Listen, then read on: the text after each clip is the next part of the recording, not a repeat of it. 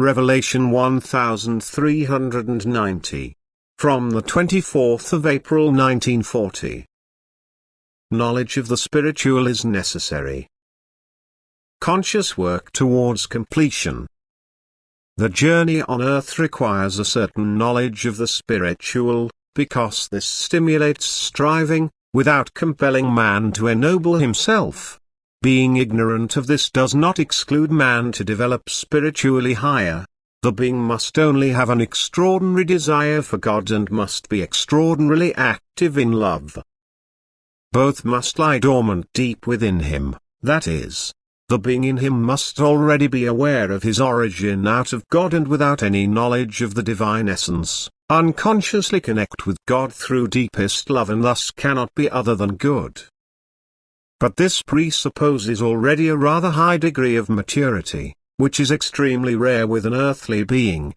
Therefore, people who lack any knowledge of the spiritual, will mostly be on a low level. They will always consider their existence on earth as an end, but not as a means to an end. Only knowledge of the spiritual changes their perspective, and only now they live consciously on earth. Conscious of their task and also conscious of the consequences of a right or wrong earthly life. He differentiates between a right and wrong earthly life, and that is the beginning of the striving towards the height. These are often heavy thoughts, which can make an earnestly striving earthly child waver, if they are not dispersed from the spiritual side and a clear answer is given to the people. On the one hand, man believes to be free from guilt, and on the other hand, the feeling of unworthiness weighs him down, so he also acknowledges a certain guilt. The first as well as the last is now an obstacle for him to the right knowledge. For he who feels himself guiltless, does not use the possibilities which are offered to his soul. He does not feel needy, therefore he does not accept what is offered to him.